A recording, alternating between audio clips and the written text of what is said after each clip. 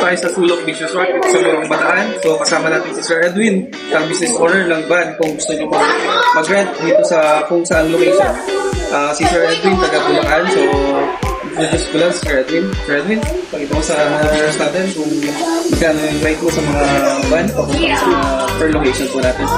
Shoutout nga pala sa mga lahat ng nanonood at followers ni Boss Gary De Los Santos. Sa mga mahilig kong mga gala dyan at kailangan ng van, meron po tayong van for rent. Ako po mismo ang driver.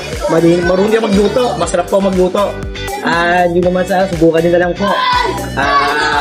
Sa rate naman po, pag-usapan na lang po natin at may discount na po kayo. Depende po sa mga lugar na pupuntahan.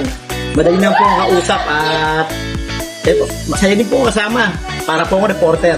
Package deal na rin po ba siya? Pagka nag-rent sila ng van, package deal na, pwede kasama na po. Dun sa... Hindi naman, sa depende po usapan natin. Sa akin yung bayad ng rent lang sa van. Sa pagluluto naman, pwede ko siyang tulungan. Kasi yan ang dati pagluluto eh. Lalo mga Bulacan, di ba? Mga Bulacan po, mas sarap magluto yan. Lalo mga menudo, yan. Sanay po tayo yan, maluto pang pistahan. Si Sir Edwin. Shoutout po pala sa mga lahat ng mga taga Bulacan dyan, sir. Santa Maria, Angat, Norsagaray. Ayun. So, dito naman po sa Sulok Beach Resort, sir, ay mga channel. Nandito po si Sir JB sa third time. Nasikaso po kami, Sir JB. Vlogger din po sa dito sa Mayan. Pag-i-click na po yung page nila sa Sulok Beach Resort. So, si Sir JB makikita nyo doon.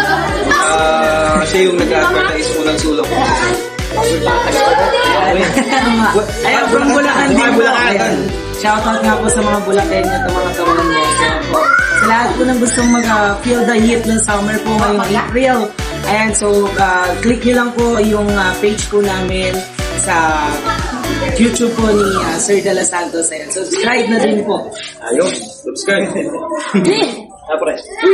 Thank you po.